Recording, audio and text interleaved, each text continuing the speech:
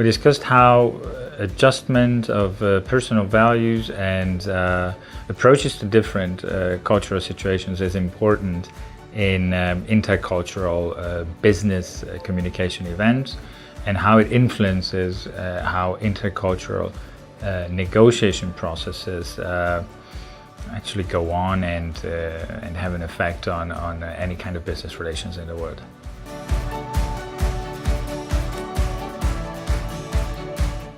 Well, the biggest differences between cultures are obviously the values that cultures develop.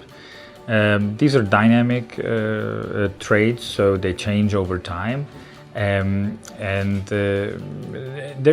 We cannot generalize, of course, about how values are different, but I believe that the values are the most important traits that define intercultural relations.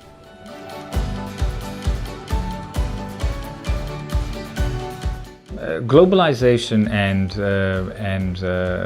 datafication are probably the two important, let's say, concepts that define macroeconomic trends.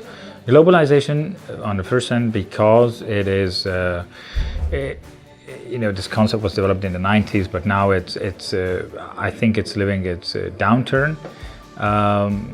Datafication, because more and more businesses are using data as their main or most important resource to make business decisions. In my opinion, this is for the moment misleading.